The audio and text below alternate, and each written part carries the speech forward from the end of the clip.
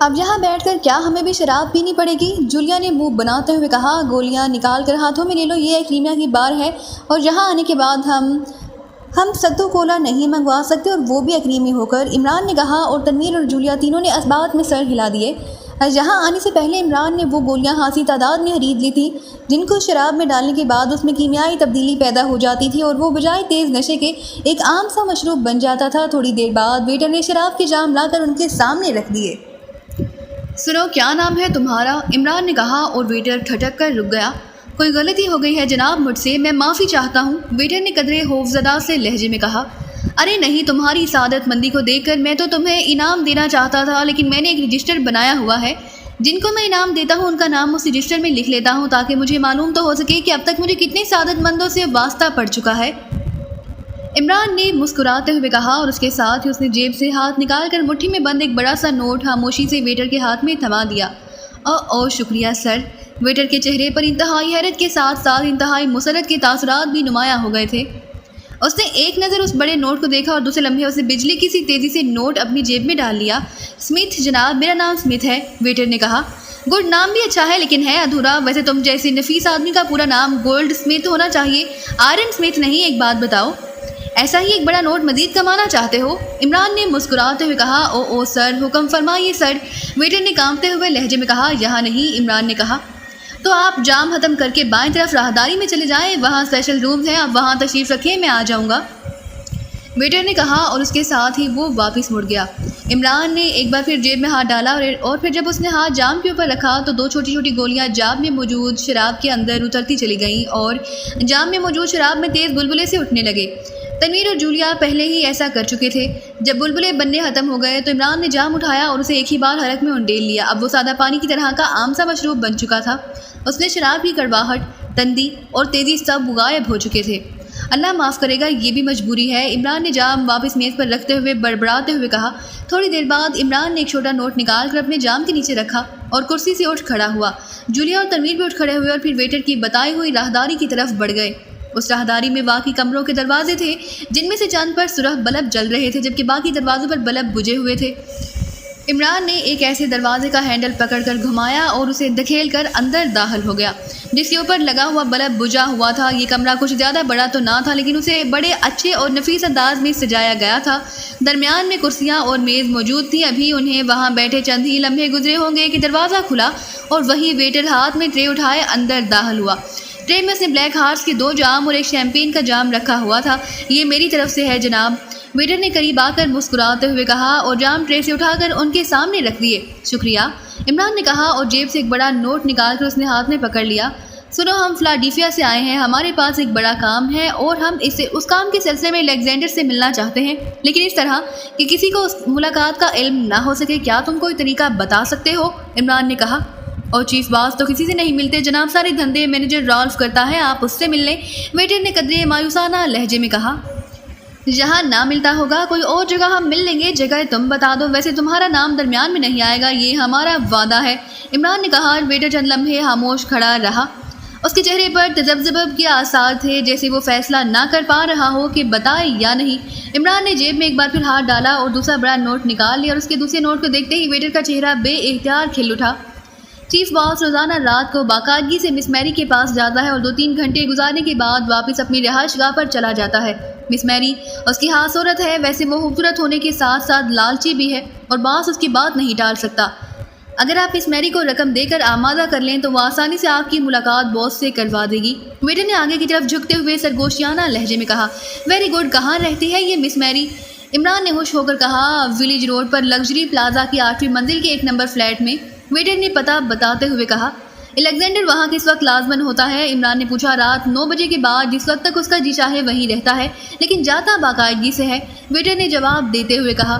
اس کی اپنی رہائش گاہ کہاں ہے؟ عمران نے پوچھا۔ اس کا مجھے علم نہیں جناب، اور نہ جہاں کسی کو علم ہے، شاید مینیجر رالف کو علم ہو تو میں کہہ نہیں سکتا، ویٹر نے جواب دیتے ہوئے کہا۔ اوکے، اب یہ رقم لو اور ان سب باتوں کو ہم بھی بھول جائیں گے اور تم بھی، عمران نے رقم ویٹر کی اور بڑھاتے ہوئے کہا اور ویٹر نے رقم جھپٹی، عمران کا شکریہ ادا کیا اور پھر ٹرے اٹھائے تیزی سے دروازے کی طرف بڑھ گیا۔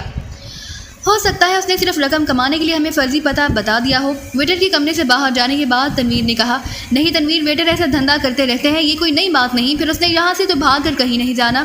اسے معلوم ہے کہ غلط معلومات مہیا کرنے کا نتیجہ غلط ہی نکل سکتا ہے۔ عمران کے جواب دینے سے پہلے ہی جولیا بول پڑی، بالکل، غلط کام کا انجام غلط ہی نکلتا ہے، بشرط یہ کہ نتیجے تک نوبت پہنچ بھی سکے۔ کیونکہ تنویر، تمہارے کام کا نتیجہ نکلا ہے کبھی؟ عمران نے بڑے معنی خیز لہجے میں مسکراتے ہوئے کہا۔ جولیا بے اختیار ہنس پڑی۔ میں نے کبھی غلط کام کیا ہی نہیں، تنویر نے بھنائے ہوئے لہجے میں جواب دیتے ہوئے کہا۔ بالکل تنویر دوست کہہ رہا ہے، اس نے کبھی غلط کام نہیں کیا، میں اس کی تائید کرتی ہوں، جولیا نے مسکراتے ہوئے کہا، اور تنویر کا چہرہ فخریہ مسکراہٹ سے جگمگا اٹھا۔ چلو پھر میں ہی تسلیم کر لیتا ہوں کہ یہ کام اللہ تعالیٰ نے میرے ذمہ ڈال دیا تھا، اس لیے بھگت رہا ہوں، عمران نے مسکراتے ہوئے کہا۔ تو تنویر چونک پڑا۔ کون سا کام؟ کس کام کی بات کر رہے ہو؟ تنویر نے چونک کر پوچھا۔ یہی کار عشق جسے تم لوگ سمجھدار لوگ غلط کام کہتے ہو۔ وہ ایک بہت بڑے شاعر نے بھی یہی کہا ہے کہ کہتے ہیں جس کو عشق حلل ہے دماغ کھا۔ حالانکہ مجھے آج تک یاد ہے کہ جب میں کالج میں پڑھا کرتا تھا تو میرا آپشن مضمون اردو شاعری تھا۔ ہمارے پروفیسر صاحب نے ہمیں لیکچر دیتے ہوئے اردو کے ایک انتہائی مشہور ترین شاعر کے متعلق بتایا کہ ان کے والد ان سے کہا کرتے تھے، بیٹے عشق اختیار کرو، عشق۔ اور ہم اس وقت ان شاعر صاحب کے والد صاحب کی روشن خیالی پر اش کر اٹھے کہ اس زمانے میں کیسا روشن خیال باپ تھا جو اپنے بیٹے کو کہتا تھا، بیٹا عشق اختیار کرو، عشق۔ اور ایک ہمارے قبلہ ڈیڈی صاحب ہیں کہ اگر اس کا نام لے بھی لے تو کھڑے کھڑے گولی مار دے۔ یہ تو بعد میں ہمیں پتہ چلا کہ ان کا مطلب اللہ تعالیٰ سے عشق تھا۔ عمران کی زبان جمع ہو گئی۔ تمہارا مطلب عشق حقیقی سے ہے، وہ تو ہر مسلمان کو اختیار کرنا چاہیے، عمران نے کہا، اور تنویر نے مسکراتے ہوئے جواب دیا، ارے پہلے ان 3 جاموں کو تو اٹھا کر واش بیسن میں بہا دو، ورنہ وہ ویٹر صاحب سمجھیں گے کہ ہم نے ان کے تحفے کی قدر نہیں کی، عمران نے کہا، اور اس کے ساتھ ہی اس نے سامنے رکھا ہوا جام اٹھایا اور اٹھ کر تیزی سے ایک سائڈ کی دیوار میں موجود واش بیسن میں بہا دیا۔ تنویر نے باقی وہ جام اٹھائے اور انہیں بھی واش بیسن میں بہا کر اسے حالی جام میز پر رکھے، اور پھر وہ تینوں اسپیشل روم سے باہر آ گئے۔ ابھی 9 بجنے میں کافی وقت رہتا ہے، اس لیے پہلے میں اپنے لیے کار اور کسی رہائش گاہ کا بندوبست کر لینا چاہیے۔ میں چاہتا ہوں کہ الیگزینڈر کو ہم اپنی رہائش گاہ پر لے جائیں تاکہ اس سے تفصیلی بات ہو سکے، عمران نے کہا، اور اس کے باقی ساتھیوں نے اسباق میں سر ہلا دیے، اور پھر تقریباً 9:30 بجے ان کی کار لگژری پلازا کی انتہائی شاندار عمارت کی پارکنگ میں جا کر رکی، اور وہ تینوں نیچے اتر آئے۔ یہاں تو کافی رش ہے، یہاں سے اس آدمی کو نکال کر لے جانا مشکل ہوگا، جولیا نے باہر نکل کر ادھر ادھر دیکھتے ہوئے کہا۔ اس عمارت کی ساحت بتا رہی ہے کہ یہاں کے فلیٹ ساؤنڈ پروف ہوں گے، اس لیے اسے یہاں سے لے جانے کی میرے خیال میں ضرورت ہی نہیں پڑے گی، تنویر نے کہا۔ آؤ وہاں تک پہنچے تو صحیح، پھر جیسے موقع ہوگا ویسے کر لیں گے، عمران نے کہا، اور وہ سب تیز قدم اٹھاتے لفٹ کی طرف بڑھ گئے۔ ایک کونے میں ایک بہت بڑا بورڈ موجود تھا جس پر ہر منزل میں فلیٹوں کی تعداد اور وہاں رہنے والوں کے نام تفصیل سے درج تھے، اور عمران نے دیکھا کہ واقعی آخری منزل کے 1 نمبر فلیٹ کے سامنے مس میری نام کا پلیٹ درج تھی۔ تھوڑی دیر بعد وہ آخری منزل پر پہنچ چکے تھے۔ ان کا خیال تھا کہ 1 نمبر فلیٹ لفٹ کے قریب ہوگا، لیکن وہاں یہ دیکھ کر انہیں حیرت ہوئی کہ 1 نمبر فلیٹ سب سے آخری فلیٹ تھا۔ یہ ایک انتہائی خوبصورت انداز میں سجی ہوئی چوڑی راہداری تھی جس میں فلیٹوں کے دروازے تھے، اور دروازوں کی ساعت بتا رہی تھی کہ تنویر کا آئیڈیا درست تھا، یہ سب فلیٹ ساؤنڈ پروف تھے۔ ویسے بھی آج کل ایسے فلیٹ زیادہ پسند کیے جاتے تھے جو ساؤنڈ پروف ہوں تاکہ کسی قسم کی ڈسٹربنس کریٹ نہ ہو سکے، اور یہ تو لگژری فلیٹ تھے۔ فلیٹ نمبر 1 کا دروازہ بند تھا۔ عمران نے سائڈ پر لگے ہوئے کال بیل کے بٹن کو پریس کر دیا۔ کون ہے؟ بٹن کے پیچھے لگے ہوئے ریسیور سے ایک نسوانی آواز سنائی دی، لہجے میں حیرت تھی۔ فرسٹ ڈیٹیکٹیو آرتھر، یہاں نیچے ایک لڑکی کا قتل ہو گیا ہے اور ہم اس سلسلے میں انکوائری کر رہے ہیں، عمران کے لہجے میں پولیس آفیسر جیسا تحکم تھا۔ کون قتل ہو گیا ہے؟ اندر سے بولنے والی نے انتہائی حیرت بھرے لہجے میں کہا، تیسری منزل پر مس لوساکیا کا قتل ہو گیا ہے، عمران نے اسی لہجے میں جواب دیتے ہوئے کہا۔ تو پھر یہاں کیوں آئے ہو؟ تیسری منزل کے رہنے والوں کو جا کر ڈسٹرب کرو، اندر سے انتہائی غصیلے لہجے میں کہا گیا۔ یہ قانونی مجبوری ہے مس میری نماک، مجھے یقین ہے کہ آپ پولیس کے ساتھ تعاون کریں گی، صرف چند منٹ لیں گے ہم آپ کے، عمران نے نرم لہجے میں کہا۔ اس بار کوئی جواب نہ آیا، اور چند لمحوں بعد بھاری دروازہ تھوڑا سا کھلا اور ایک نوجوان لڑکی کا چہرہ نظر آیا۔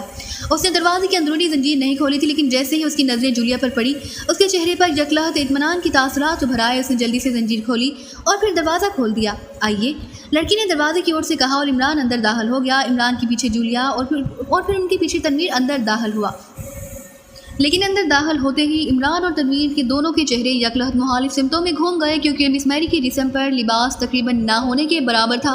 تم گاؤن پہن لو، جولیا نے انتہائی غصیلے لہجے میں کہا۔ کیا ضرورت ہے اس کی؟ تم نے یہاں کوئی رہنا تو نہیں؟ پوچھو جو پوچھنا ہے، لڑکی نے انتہائی بے باکی اور ڈھٹائی سے لہجے میں کہا۔ کیا آپ اکیلی یہاں رہتی ہیں؟ عمران نے اس کی طرف منہ موڑے بغیر کہا۔ ہاں اس وقت تو اکیلی ہوں، لیکن تھوڑی دیر بعد میرا دوست آنے والا ہے اور تمہارے حق میں بہتر ہے کہ تم اس کے آنے سے پہلے ہی اپنی پوچھ گچھ ختم کر کے چلے جاؤ، ورنہ وہ بے حد سخت مزاج آدمی ہے اور پولیس کے اعلیٰ افسر بھی اس کے بوٹ چاٹتے رہتے ہیں۔ تمہاری تو کوئی حیثیت ہی نہیں، لڑکی نے انتہائی فاہرانہ لہجے میں جواب دیتے ہوئے کہا۔ مس جولیا، اس لڑکی کو لباس پہناؤ اور اگر یہ ویسے نہ پہنے تو زبردستی پہناؤ، عمران نے انتہائی خشک لہجے میں کہا، اور اس کے ساتھ ہی لڑکی کے منہ سے چیخ نکلی اور وہ اچھل کر نیچے جا گری۔ جولیا کا بازو بجلی کی سی تیزی سے گھوما تھا، جبکہ تنویر اور عمران دونوں ہی اس طرف منہ کیے بغیر آگے سیٹنگ روم کی طرف بڑھ گئے تھے۔ لڑکی کی ایک اور چیخ سنائی دی اور پھر خاموشی طاری ہو گئی، اور چند لمحوں بعد جولیا سیٹنگ روم میں آئی۔ اس نے خاموشی سے ایک کرسی کی پشت پر پڑا ہوا گاؤن اٹھایا اور واپس چلی گئی۔ اس کا مطلب ہے ویٹر کی یہ بات درست ہے کہ الیگزینڈر یہاں آتا لازمی ہے، لیکن آج کسی وجہ سے اسے دیر ہو گئی ہے، عمران نے تنویر سے مخاطب ہو کر کہا، اور تنویر نے اسبات میں سر ہلا دیا۔ چند لمحوں بعد مس جولیا میری کو اٹھائے اندر داخل ہوئی اور اس نے اسے اندرونی کمرے میں جا کر لٹا دیا۔ اب الیگزینڈر کو بھی ہم نے پہلے فوری طور پر بے ہوش کرنا ہے، عمران نے کہا، اور ابھی اس کا فکرہ مکمل ہی ہوا تھا کہ کاربل کی بیل بج اٹھی اور وہ تینوں تیزی سے واپس راہداری کی طرف بڑھ گئے۔ پھر تنویر اور جولیا کو عمران نے کمرے کے اندر سائڈز پر رکنے کا اشارہ کیا اور وہ دروازے کی طرف بڑھ گیا۔ اس نے دروازے کی زنجیر ہٹائی اور ایک جھٹکے سے دروازہ کھول دیا۔ ارے ڈیئر، کیا ہوا؟ آج تم نے حسب عادت پوچھا ہی نہیں، ایک بھاری آواز نے اندر داخل ہوتے ہوئے کہا، لیکن جیسے ہی وہ اندر آیا عمران نے ایک جھٹکے سے دروازہ بند کیا اور اس کے ساتھ ہی وہ کسی بھوکے عقاب کی طرح اندر آنے والے پر جھپٹ پڑا۔ وہ ایک لمبا ترنگا بھاری جسم کا مالک آدمی تھا، اس کے جسم پر سوٹ تھا اور سائیڈ ہولسٹر میں ریوالور بھی موجود تھا۔ عمران نے پلک جھپک کے بغیر اسے اٹھا کر یکلہ نیچے پٹھا اور وہ شخص ذہنی طور پر اس حد تک نروس سا ہو گیا کہ نیچے گرنے کے باوجود اس نے اٹھنے کی کوشش نہ کی، اور عمران کی لاش چلی اور اس کے ہاتھ پیر سیدھے ہوتے چلے گئے، لیکن اس کے چہرے پر اب بھی شدید ترین حیرت کے تاثرات جیسے مرتسم ہوئے نظر آ رہے تھے۔ اس کے بے ہوش ہوتے ہی تنویر نے آگے بڑھ کر اسے اٹھایا اور لا کر اندر سیٹنگ روم میں لٹا دیا۔ جولیا، جا کر رسی تلاش کر لاؤ تاکہ ان دونوں کا باندھا جا سکے، میں دروازے کو لاک کراؤں، عمران نے جولیا سے کہا اور خود واپس بیرونی دروازے کی طرف بڑھ گیا۔ تھوڑی دیر بعد الیگزینڈر ایک کرسی پر بندھا بیٹھا تھا، جبکہ میری کو تنویر اور جولیا نے باندھ کر وہیں اندر بیڈ روم میں ہی چھوڑ دیا تھا۔ عمران نے دونوں ہاتھوں سے الیگزینڈر کی ناک اور منہ بند کر دیا اور اس وقت ہاتھ اٹھائے جب الیگزینڈر کے جسم میں حرکت کے آثار نمودار ہونے لگ گئے، اور پیچھے ہٹ کر وہ اس کے سامنے ایک کرسی پر اطمینان سے بیٹھ گیا۔ تنویر اور جولیا پہلے ہی کرسیوں پر بیٹھے ہوئے تھے۔ کیا یہ آسانی سے زبان کھول دے گا؟ جولیا نے پوچھا۔ دیکھو، اسے ہوش آ جائے تب پتہ چلے گا، زبان تو بہرحال اسے کھولنی ہی پڑے گی، عمران نے انتہائی سرد لہجے میں کہا۔ تم اسے میرے حوالے کر دو، پھر دیکھو کیسے یہ زبان نہیں کھولتا، تنویر نے کہا۔ میں نے اس کی زبان کھلوانی ہے، کھوپڑی نہیں کھلوانی، عمران نے اس بار مسکراتے ہوئے جواب دیا، اور پھر اس سے پہلے کہ مزید کوئی بات ہوتی الیگزینڈر نے کراہتے ہوئے آنکھیں کھول دیں۔ اس کے چہرے پر ہوش میں آتے ہی تکلیف کے تاثرات نمودار ہوئے، اور پھر آنکھوں میں شعور کی چمک پیدا ہوتے ہی اس کی آنکھیں ایک بار پھر شدید حیرت کے تاثرات ابھر آئے۔ اس کی نظریں عمران اور اس کے ساتھیوں پر جم سی گئیں۔ کون ہو تم اور یہاں کیسے آئے؟ میری کہاں ہے؟ الیگزینڈر نے انتہائی حیرت بھرے لہجے میں کہا۔ ہمارا تعلق راسکو سے ہے اور ہمیں ماریو نے بھیجا ہے، عمران نے اسپارٹ لہجے میں کہا۔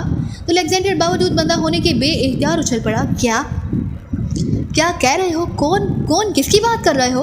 الیگزینڈر کے لہجے میں مزید حیرت ابھر آئی تھی۔ کیا تم اب راسکو اور ماریو کو شناخت کرنے سے بھی انکار کر دو گے؟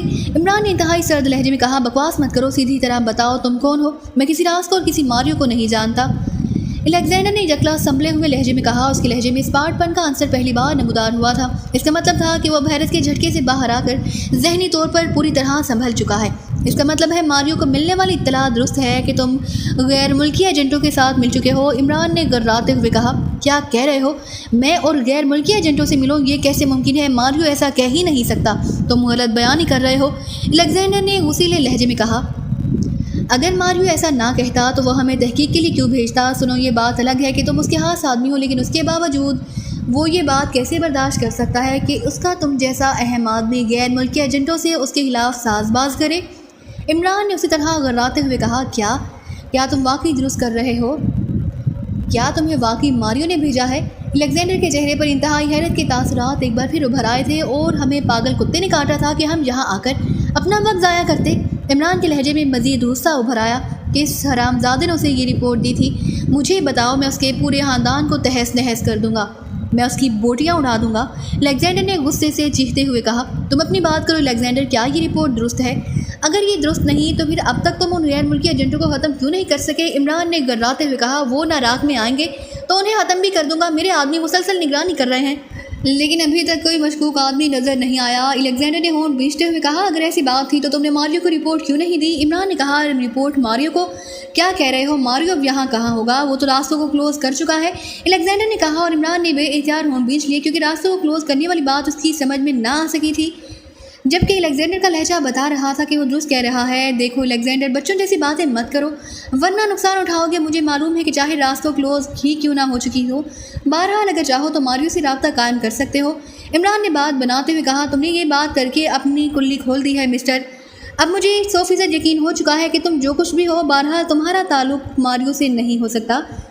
जब रास्तों क्लोज हो जाए तो फिर मारियो और रास्तों के किसी भी अहम आदमी से रब्ता नामुमकिन हो जाता है। वो सब अच्छी तरह गायब हो जाते हैं जैसे गधे के सर से सींग। और तुम कह रहे हो कि मैं मारियो से रब्ता कर सकता हूँ? अलेक्जेंडर ने उसीलिए लहजे में कहा, ओके, इसका मतलब है कि तुम वाकई उन गैर मुल्की एजेंटों से मिले हुए हो।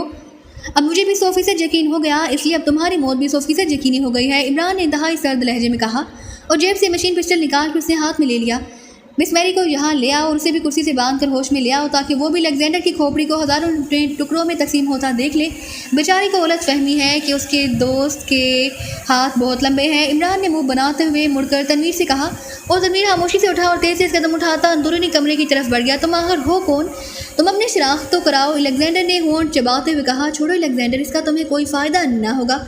तुम्हारी बात सांस बाकी रह गए हैं, वो इत्मीनान से ले लो, बस तुम्हारे लिए यही काफ़ी है। या दूसरी सूरत में सही बात कर दो कि तुमने मारियो को कॉल क्यों नहीं किया? इमरान ने उसी तरह सर्द लहजे में कहा। आखिर कैसे कॉल करता? कहाँ कॉल करता? किससे कॉल करता? तुमने तो मेरा दिमाग ही खराब करके रख दिया है, अलेक्जेंडर ने बुरी तरह बौखलाए हुए लहजे में कहा। मारियो को और किसे? इमरान ने मुंह बनाते हुए जवाब दिया। ओ गार्ड, मैं क्या करूं जब मैं कह रहा हूं कि रास्तों के क्लोज होने के बाद मारियो गायब हो जाता है। इस बार नहीं, हमेशा ऐसा ही होता है। अब जब तक वो खुद रास्तों को ओपन ना करे उसका कोई पता नहीं मैं कॉल कैसे करूं, अलेक्जेंडर ने जिच हो जाने वाले लहजे में कहा। उसी लम्हे तनवीर मैरी को उठाए सिटिंग रूम से दाखिल हुआ और उसने उसे सोफे के एक बाजू के साथ साइड लगाकर रख दिया। उसे होश में ले आओ, इमरान ने जूलिया से कहा और जूलिया ने आगे बढ़कर उसका नाक और मुंह दोनों हाथों से बंद कर दिया। चंद लम्हों बाद मैरी के जिस्म में हरकत के तासुरात नमूदार हुए तो जूलिया पीछे हट गई। सुनो, तुम जो कोई भी हो बिल्कुल गलत समझ रहे हो। तुम्हारे सवालात बता रहे हैं कि तुम दरअसल मुझसे मारियो का मौजूदा पता मालूम करना चाहते हो। हालांकि मैं दुरुस्त कह रहा हूँ कि अब मारियो के बारे में दुनिया का कोई आदमी भी नहीं जानता कि वो कहाँ होगा, किस हुलिये में होगा। वो ऐसा ही आदमी है जब रास्तों को क्लोज़ करता है तो फिर उस समेत वाकई सब कुछ क्लोज़ हो जाता है, अलेक्जेंडर ने कहा। और उसी लम्हे मैरी कराहते हुए होश में आ गई। फिर जैसे ही उसका शऊर बेदार हुआ उसके मुंह से बेइख्तियार हल्की हल्की चीखें निकलने लगी। ये कौन है अलेक्जेंडर? ये क्या हो गया है? मैरी ने साथ ही कुर्सी से बंधे बैठे अलेक्जेंडर की तरफ देखते हुए चीख कर कहा। मिस मैरी, मैंने तुम्हें इसलिए होश में लाया है कि ताकि तुम अब दोस्त की खोपड़ी को हज़ारों टुकड़ों में उड़ते देख सको, इमरान ने सर्द लहजे में कहा। और उसके साथ ही उसने उठकर अलेक्जेंडर की कनपटी से मशीन पिस्टल की नाल लगा दी। रुक जाओ, मत मारो उसे, मत मारो। मुझे बताओ, तुम्हें जितनी रकम चाहिए मुझे बताओ, मैं दे देती हूँ तुम्हें, मैरी ने बौखलाए हुए अंदाज में चीखते हुए कहा। खामोश हो मैरी, ये पागल लोग हैं। ये मुझसे वो बात पूछना चाहते हैं जो मैं जानता ही नहीं, इसलिए अगर मेरी मौत इस तरह ही होनी है तो मैं क्या कर सकता हूँ? अलेक्जेंडर ने कहा। कौन सी बात? आखिर ऐसी कौन सी बात है? मत मारो उसे, मुझे बताओ कि तुम कौन सी बात पूछना चाहते हो, मैरी ने चीखते हुए कहा। तुम्हारा दोस्त अलेक्जेंडर जिद कर रहा है कि मारियो गायब हो चुका है और उसे उसके मुतालिक कुछ मालूम नहीं और ये उससे रब्ता नहीं कर सकता, जबकि हकीकत यह है कि ये खुद गैर मुल्की एजेंटों से मिलकर मारियो से गद्दारी कर रहा है, इमरान ने सर्द लहजे में कहा। ओ वाकई अलेक्जेंडर दुरुस्त कह रहा है, मुझे मालूम है रास्ता क्लोज हो चुकी है, मारियो और सारे आदमी गायब हो चुके हैं। मुझे खुद ज़ाती तौर पर मालूम है कि मारियो, क्योंकि मैं मारियो की सेक्रेटरी हूँ, मुझे मालूम है कि वो गायब हो चुका है और जब तक वो खुद सामने न आए उसे कोई तलाश नहीं कर सकता, मैरी ने तेज़ तेज़ लहजे में बात करते हुए कहा। और तुम सेक्रेटरी हो मारियो की? फिर तो तुम अलेक्जेंडर से ज़्यादा अहम हो।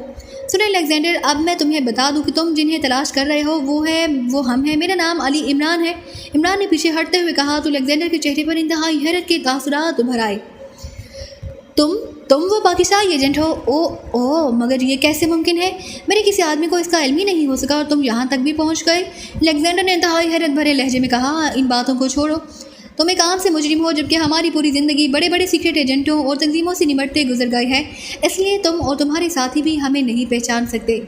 अब तुम और मैरी मुझे बताओगे कि मारियो कहाँ है और रास्तों का हेडक्वार्टर कहाँ है और क्लोजिंग का क्या मतलब है, इमरान ने दोबारा कुर्सी पर बैठते हुए कहा। ओ तो ये बात है, इसलिए तो मैं पागल हो रहा था कि जब रास्तों क्लोज हो चुकी है तो मारियो तुम्हें भेज ही नहीं सकता। سنو میں تمہیں بتاتا ہوں، ماریو اکثر راز کو کلوز کر دیتا ہے اور جب وہ کلوزنگ آرڈر دے دے تو پھر اس پر فوری عمل ہوتا ہے، اس کے تمام اڈے ختم کر دیے جاتے ہیں، تمام اہم اور متعلقہ لوگ انڈر گراؤنڈ ہو جاتے ہیں اور خود ماریو بھی غائب ہو جاتا ہے۔ پھر کسی کو کچھ معلوم نہیں ہو سکتا کہ ماریو کہاں ہے، کس حلیے میں ہے، اور جب تک ماریو دوبارہ اسے اوپن نہ کرے یہ اوپن ہی نہیں ہو سکتی۔ الیگزینڈر نے ایک طویل سانس لیتے ہوئے کہا، الیگزینڈر درست کہہ رہا ہے، ایسے ہی ہوتا ہے۔ میری نے اس کی بات کی تائید کرتے ہوئے کہا۔